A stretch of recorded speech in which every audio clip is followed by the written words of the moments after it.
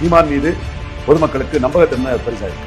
ஒருத்தர் 5வது முறை தனிச்சு நிற்கிறார். டாக்டர் ஐயா 2 முறை தனிச்சு நின்றார். 3ஆம் முறை வாழப்பாடி ராமகிருஷ்ணன், 4ஆம் முறை ஜெயலலிதா.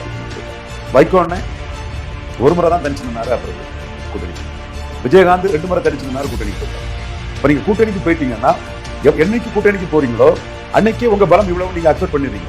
6% பலம் கொண்ட வைகோ கூட்டணிக்கு போய் இன்னைக்கு அவருக்கு பலம் என்ன? 10% பலம் கொண்ட தேமுதிக கூட்டணிக்கு போய் பலம் என்ன? ஸோ நீங்க கூட்டணிக்கு போறீங்கனாலே உங்க பலம் குறையும். உங்களோட வளர்ச்சி இதோட தேங்கி போயிடும்.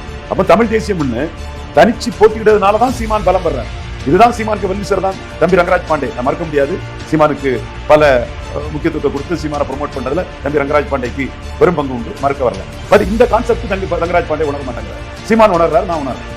ஏன்னா சீமானுக்கு பலம்ங்கிறது தனிச்சு போட்டி தான் சீமானுக்கு பலம். 1.1 இருந்தவர் நீங்க 8.2 வந்திருக்காருன்னா தனிச்சு போட்டிக்கிட்டனால தான் இந்த பலம். மக்களவை தேர்தலே 8.2 வந்துட்டாருன்னா சட்டமன்ற தேர்தல் கரெக்டா 17க்கு மேல வருவார். 17 குறையாது. ஆச்சரியமா இருக்கும். 8ன்னு சொன்னவன் நான் தான்.